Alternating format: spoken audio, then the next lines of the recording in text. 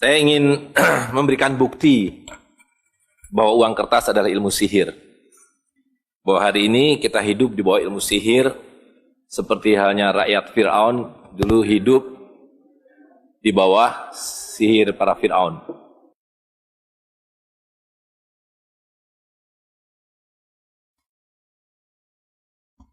Dan karena itu kita perlu tahu dari mana datangnya ilmu sihir itu, supaya kita mengerti bagaimana mengatasi sihir tersebut.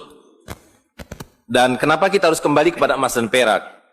Karena Allah SWT menciptakan emas dan perak.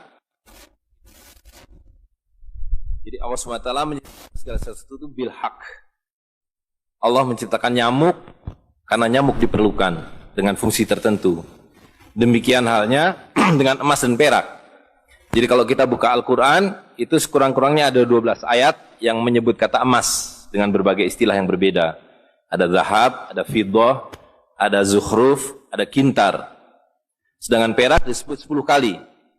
Juga dalam istilah yang berbeda, fiddah, warik, kintar. Jadi kintar disebut untuk keduanya karena merupakan satuan berat. Kira-kira 50 kilo. Kita sekarang pakai untuk kintal. Nah, di dalam Al-Quran, selalu kalau Allah SWT merujuk kepada satu nilai, yang nilainya besar, selalu disebut emas.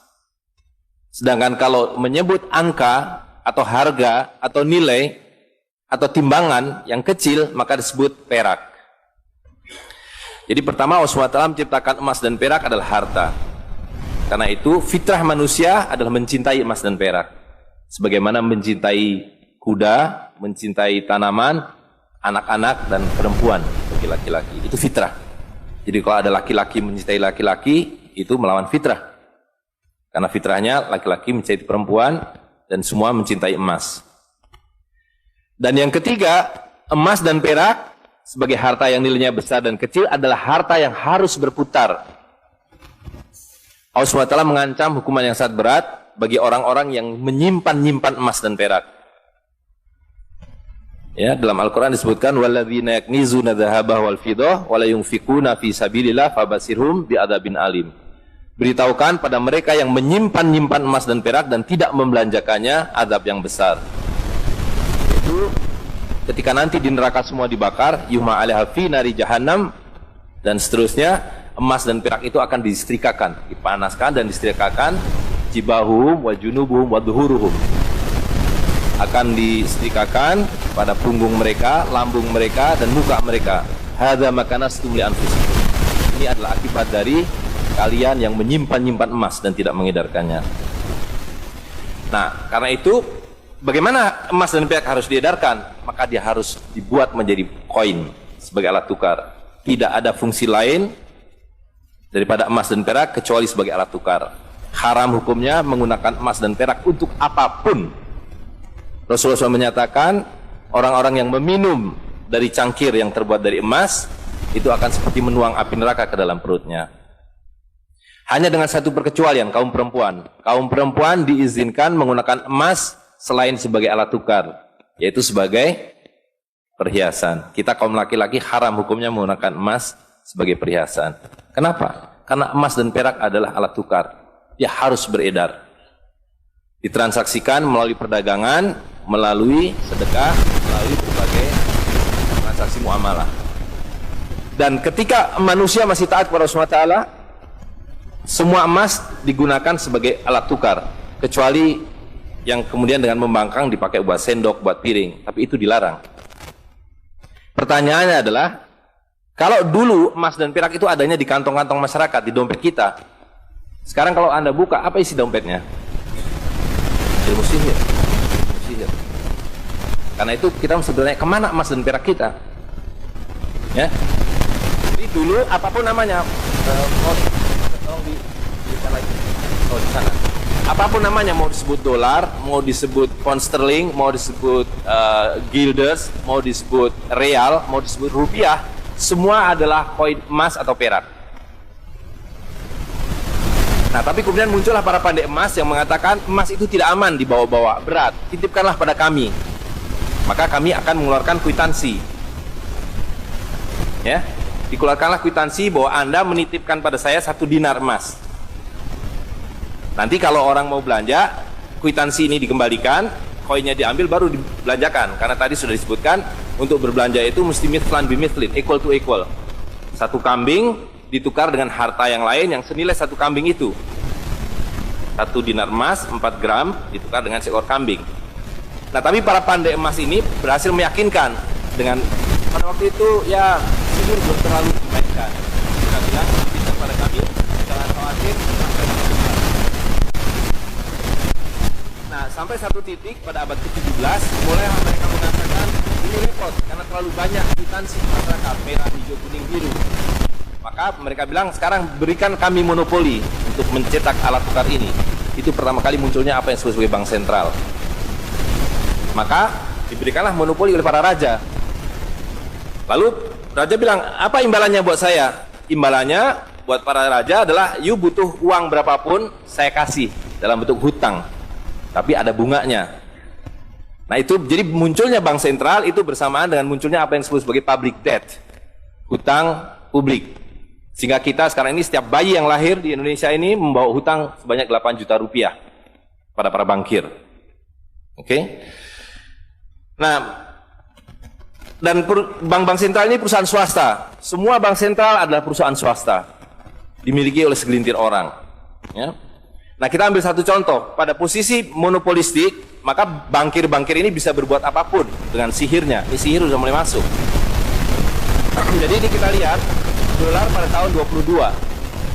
Di situ tertulis $10 in gold coin payable to the bearer on demand. Maknanya tadi bahwa kertas itu adalah kwitansi yang kalau orang pemilik hartanya datang mengembalikan kwitansi itu, dia ambil emasnya, payable to the bearer on demand. Ya.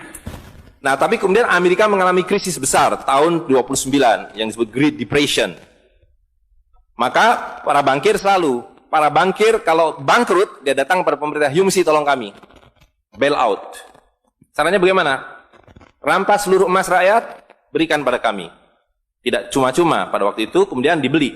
Jadi rakyat Amerika harus menyerahkan emasnya, dibeli dengan harga $20 per troy ounce, tiap 30 gram. Lalu tahun berikutnya, 34, mereka keluarkan uang kertas baru, will pay to the bearer on demand $20. Apa bedanya dengan yang semula? Tidak ada lagi kata-kata in gold coins. Tapi mereka bilang, jangan khawatir, setiap saya mencetak kertas ini, saya backup dengan emas batangan. Jadi sesudah emas diambil semua, dia lebur. Dan kalau rakyat mau punya emas, boleh, tapi you mesti beli dengan saya. Jadi dengan kata lain, emas yang semula merupakan harta milik rakyat, sekarang diubah menjadi dagangan. Tapi harganya dirubah. Waktu mereka diambil dibayar 20, sekarang kalau rakyat mau memiliki emas harus bayar 35. Ini yang kita sebut devaluasi. Banyak 40%. Ya. Nah, jadi itulah kemudian secara ringkas, kalau disajikan adalah yang semula emas dan perak itu ada di tangan rakyat, dan dulu di tangan rakyat Ternate. Pada abad 18, rakyat Ternate masih menggunakan perak sebagai uangnya. Datanglah VOC, mereka dipaksa untuk menyerahkan peraknya dan diganti dengan kertas. Dan rakyat Ternate menolak itu. Nah, kemudian mereka lebur jadi batangan, digantilah dengan ini. Uang dalam konteks ini adalah Hindia Belanda. Ya kan? Tapi mulai tahun 70-an sudah tidak ada lagi yang namanya emas di belakang kertas itu. Ketika Jepang masuk, diganti dengan uang Jepang, menjadi republik, diganti dengan uang republik. Tapi uang kertas ini pun sekarang cuma 10% paling banyak. Sebagian besar uang itu adalah byte computer. Jadi tidak lagi berupa kertas seperti ini, ya kan? Nah, akibatnya adalah seperti yang tadi disampaikan, kita hidup sepenuhnya di bawah ilmu sihir. Jadi pahlawan Ternate, Halmahera, Kapten Patimura, diambil gambarnya, ditempel di sebelah kertas, dikasih angka nolnya 3. Mereka bilang ini 1.000 rupiah, ya kan? Tapi makin lama di dalam isi riba, 1.000 rupiah yang dulu bisa dipakai untuk membeli 50 kg emas pada tahun 46, ketika pertama kali diberikan rupiah, hari ini diberikan tukang parkir pun tidak mau. Maka mereka ganti gambarnya dengan Soekarno-Hatta, nolnya ditambah 2, menjadi 100.000. Yang 99.000 dari mana? Iya kan? 99.000 dari mana? Dan kalau ini kita belah 2, dibelah 4, mau saya kasih 4 mahasiswa. Kemana samannya tadi itu nilainya? Ya, ini seperti sihirnya Fir'aun yang menjadikan tali sebagai ular. Nah, orang Amerika bilang, pedagang Amerika, saya juga punya kertas sendiri, namanya greenback. Tapi kertas saya punya 10.000 kali lipat dari kertas saudara. Jadi kalau Bapak Ibu sekalian, adik-adik pergi ke Washington sana, ke New York, bawa uang 100.000. Belum tentu mahasiswa punya uang 100.000 kan? Harus bekerja 2 hari untuk mendapatkan uang 100.000. Pergi ke Washington, saya mau beli Coca-Cola 1 botol. Apa mereka bilang? Apa mereka bilang? Ini kertas funny. This is funny paper. Gak laku. Tapi siapapun datang ke Ternate dengan $100, you punya cengkeh, berikan pada saya. Saya mau beli, you punya Coca-Cola, tapi saya minta 1 truk. Apa yang kita lakukan? Kita berikan Coca-Cola 1 truk, karena mereka bilang, mereka bisa yakinkan kita, selembar kertas mereka 10.000 kali lipat dari lembar kertas kita. Dan mereka bilang, kita punya kertas tidak laku, mereka punya kertas laku di seluruh dunia. Betul nggak? Dengan cara itulah seluruh cengkeh Ternate habis. Pala Ternate habis. Seluruh kekayaan Ternate habis, hanya diganti dengan byte komputer.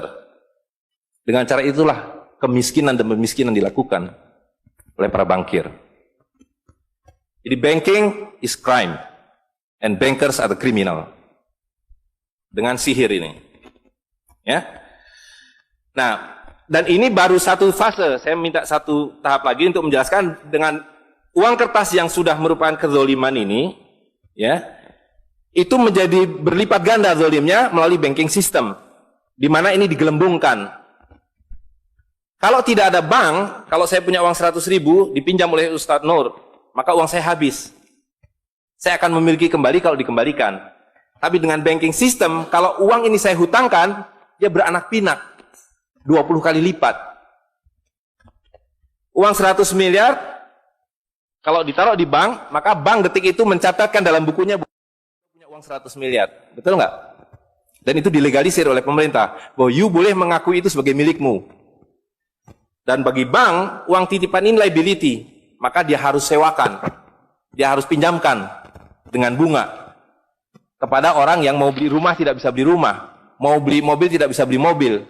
Jangan khawatir, saya beri kredit. Tapi harus tahan 10% untuk cadangan.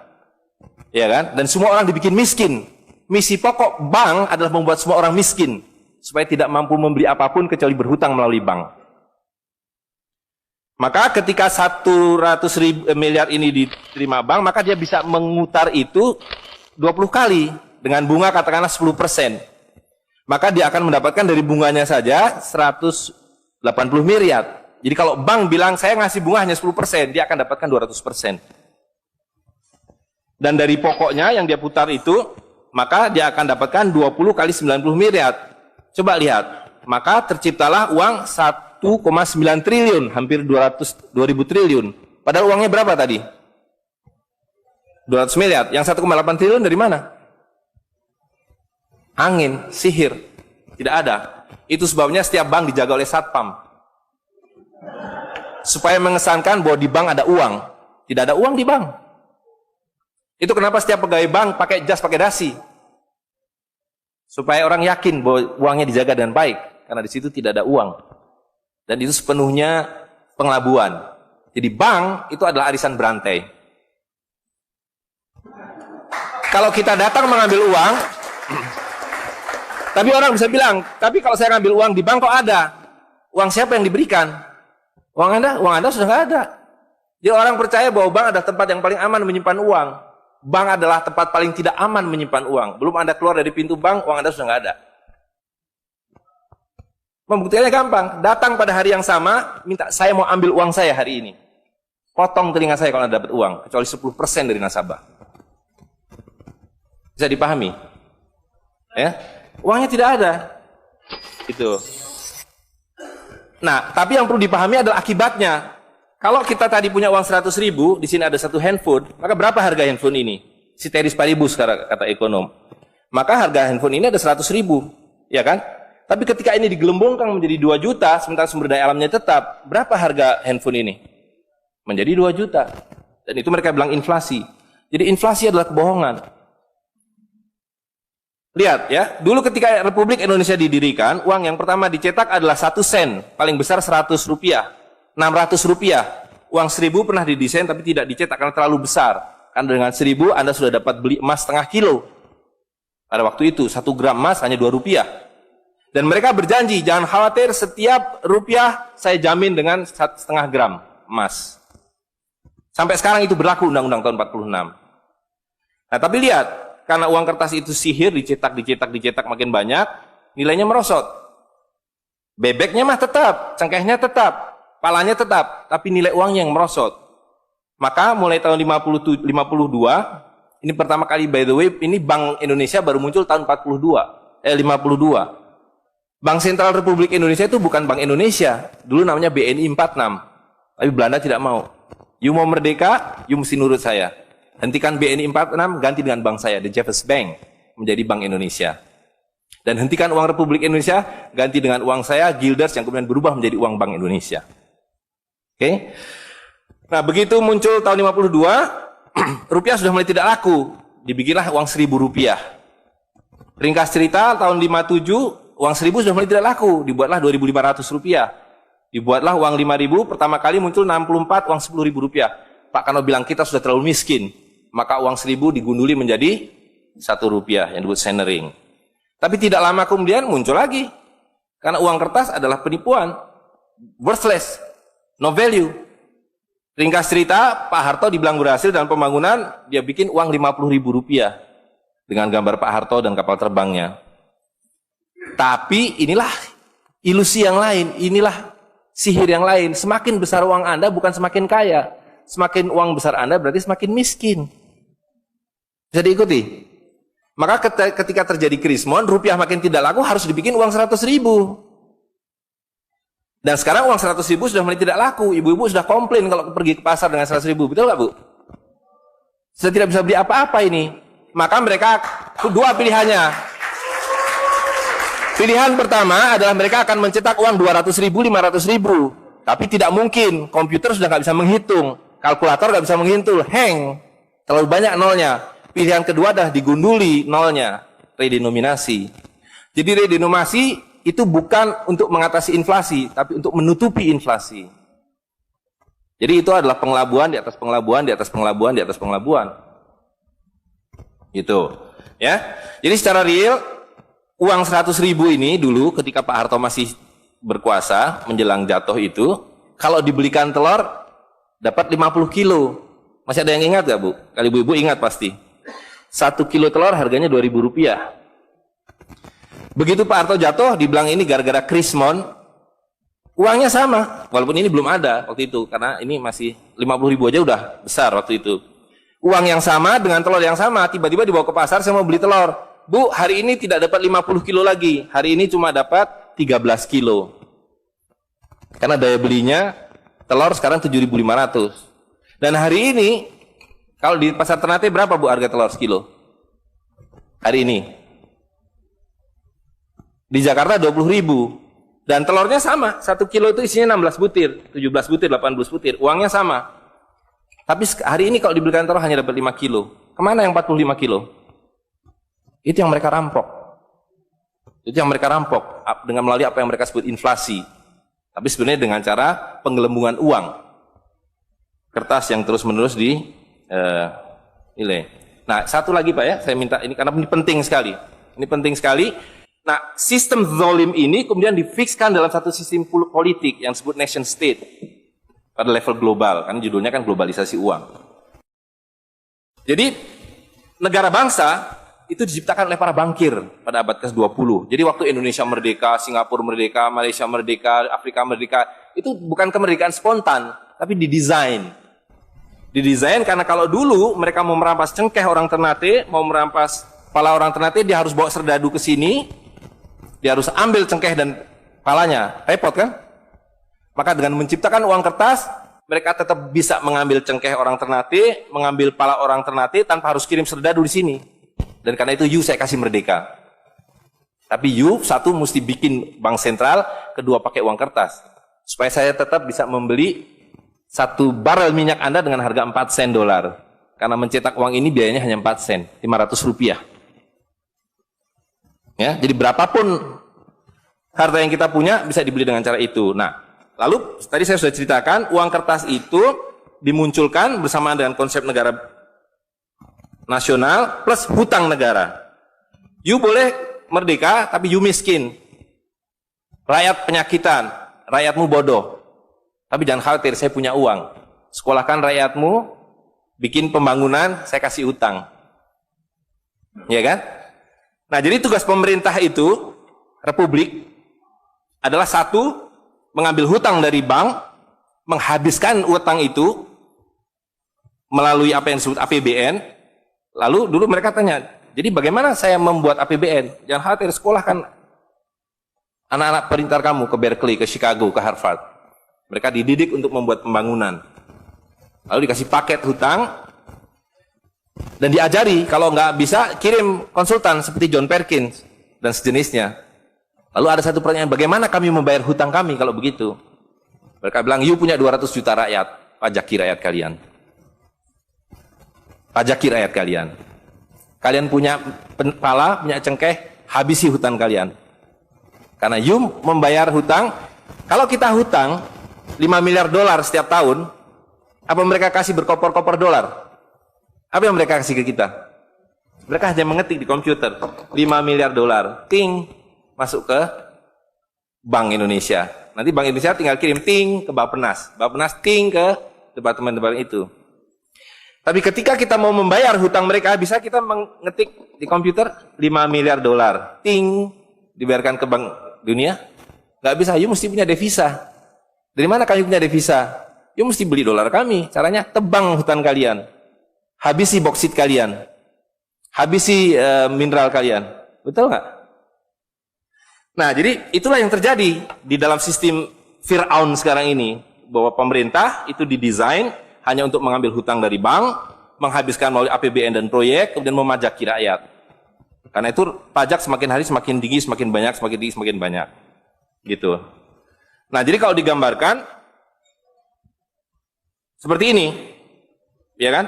Wilayah domestik nasional itu adalah demokrasi. Supaya kalau 5 tahun harus ganti. Kalau ada presiden, ada perdana menteri yang tidak nurut pada para bankir, out. Tapi para bankir tidak pernah berganti, mereka turun-temurun, perusahaan swasta, anak beranak pinak. Ini kira-kira hanya 400 keluarga di dunia ini yang menguasai seluruh sistem keuangan dan politik. Jadi kita ini sekarang utangnya tiba-tiba sudah 2.100 triliun. Padahal tahun waktu Pak Harto jatuh itu utangnya hanya berapa? 50 miliar dolar, 500 triliun. Sekarang sudah 2.000 triliun. Dan begitu kurs dolar berubah, utang kita nambah. Gitu. Dan BI tidak pernah memenuhi janjinya, karena tugas pokok BI adalah menjaga stabilitas kurs, tidak pernah bisa. Dan tidak akan pernah bisa apapun yang dilakukan karena memang tidak ada nilainya. Gitu. Nah, jadi sebagai penutup, maka apa yang harus kita lakukan adalah membalik seperti yang mereka dulu lakukan. Yang mereka dulu lakukan adalah mengambil emas dan perak dari orang tua kita, mereka lebur menjadi batangan, dia simpan di berangkas, dan kepada kita dikasih toilet paper ini, kata Mahathir Muhammad. Maka yang harus kita lakukan sekarang sebelum ini jadi apa? Oncom. Lebih berharga oncom. Tukarkanlah menjadi emas dan perak, menjadi dinar dan dirham, dan kemudian gunakan untuk muamalah. Karena Nabi sudah mengatakan akan datang satu zaman di mana semua yang kamu miliki tidak ada harganya, kehabisan nilai, kecuali dinar dan dirham, kecuali emas dan perak. Jadi kalau dilihat, ya dolar dalam dinar atau dinar dalam dolar dalam 10 tahun terakhir 2004 itu cuma 54 dolar. Hari ini sudah di atas 250 dolar. Dan lihat, menipunya uang kertas ya. Kalau kita pakai untuk menyimpan naik haji, kalau Anda menabung dolar, maka tiap tahun naik. Saya sudah hitung ini, dan ini valid sekali. Naik setiap tahun itu 3,5%. Kalau Anda menyimpan rupiah, setiap tahun naik 5%, nggak nyampe-nyampe. Tapi kalau Anda menyimpan dinar, maka dia akan turun 8% setahun. Jadi tahun 2000 naik haji butuh uang 21 juta rupiah. Kalau dinar butuh 71 dinar. Tapi hari ini kalau mau naik haji butuh hampir 40 juta rupiah. Dengan dinar, cukup dengan 16 dinar. Jadi dulu kalau punya rupiah naik haji satu orang, sekarang sampai Dubai suruh pulang. Nggak cukup uangnya. Tapi dengan dinar, dulu naik haji satu orang, sekarang bisa naik haji 4 orang. Dengan kata lain, kalau Bapak Ibu sekalian serahkan cengkeh Bapak Ibu sekalian dan menerima uang kertas, Anda 4 kali miskin. Detik itu juga dalam konteks ini. Maka serahkanlah cengkeh dan katakan, saya mau serahkan cengkeh, bayar kami dengan dinar. Bayar kami dengan dirham. Saya serahkan pala kami, bayar kami dengan emas dan perak. Saya tidak mau uang palsu ini, uang-uangan ini. Saya mau uang yang sebenarnya, uang dari Rasul SAW. Ya? Gitu. Dan harga minyak, ini palsu semua. Dibilang minyak naik, turun naik, tidak ada yang minyak naik. Kalau dengan dolar dia naik terus. Tapi dengan dinar dia flat. Sekali lagi, bahwa sumber daya alam itu terbatas. Maka alat tukar pun harus terbatas. Jadi ketika kita menggunakan kertas, ini digelembungkan. Tapi ketika Anda menggunakan emas dan perak, ini sama. Maka sekali dia punya alat tukar, nilai tukarnya dari zaman Rasulullah SAW seekor kambing, hari ini 1 dinar dapat seekor kambing. Zaman Nabi dapat seekor ayam 1 dirham, hari ini dapat seekor ayam. Tidak ada yang berubah. Sekali lagi pemiskinan itu adalah dibikin oleh sistem. Dan tadi sudah disampaikan bahwa dari tahun ke tahun, di dalam slide yang sebelumnya dalam penjelasan itu, bahwa dinar dan dirham itu selalu dicetak oleh para sultan. Jadi lihat, ketika para sultan berkuasa, para sultan berikan emas dan perak pada rakyat. Para sultan kemudian disingkirkan, diganti oleh para bankir, emas dan perak mereka ambil, diberikan kertas. Itu yang terjadi dari abad ke-19. Maka alhamdulillah pada hari ini kita melihat bahwa kesultanan sudah kembali dengan dinar dan dirham.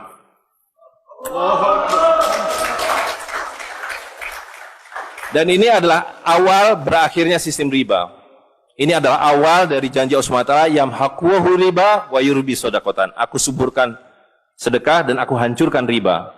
Kehancuran riba ditandai dengan seperti apa yang dikatakan Nabi, kehancuran mata uang kertas.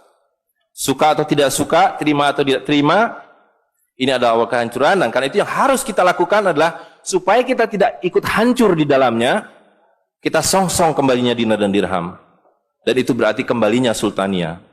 Dan Ternate adalah awal dari kembalinya dinar dan dirham dan sultania bersama dengan Kesultanan Cirebon, bersama dengan Kesultanan di Sulu. Jadi sekarang sudah ada 3 sultan yang mencetak kembali dinar dan dirham.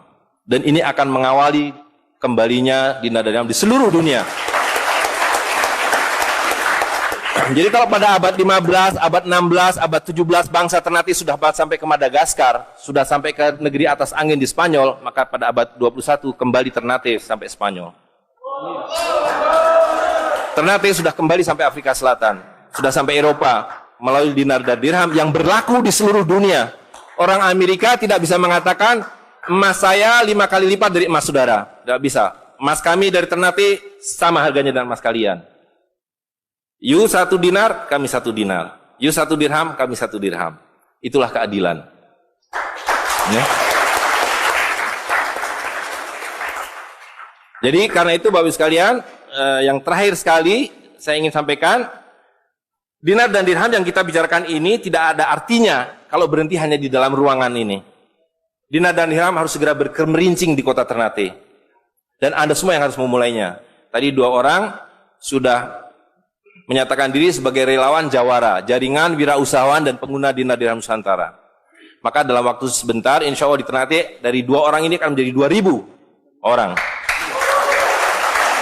yang menggunakan dinar dan dirham. Ya, dari 2.000 akan menjadi 200.000. Seluruh penduduk Ternate menggunakan dinar dan dirham. Dan Kanjeng Sultan dari beberapa waktu yang lalu sudah mulai membagikan zakat dalam dirham. Jadi di Ternate itu sekurangnya sudah ada 1.000 orang memiliki koin dirham yang dibagikan oleh Sultan. Dan itu adalah awal. Ini baru awal dari kembalinya Islam dan berakhirnya kezaliman. Jadi sekali lagi Bapak Ibu sekalian, marilah segera ya ular-ular Fir'aun itu kita akhiri dengan cara yang sangat mudah, yaitu kita mentaati perintah Allah SWT. Allah SWT mengatakan wa halalul bai' wa harramar riba. Aku halalkan berdagang dan aku haramkan riba. Dan uang kertas adalah riba par excellence. Di dalam uang kertas ini ada 2 riba sekaligus. Ya, jadi saya kira itu saja. Saya mohon maaf mengambil waktu agak terlalu banyak, tapi ini penting karena supaya clear semuanya. Ya, karena ini baru pertama kali dibicarakan di Ternate. Demikian, assalamualaikum warahmatullahi wabarakatuh. Warahmatullahi wabarakatuh.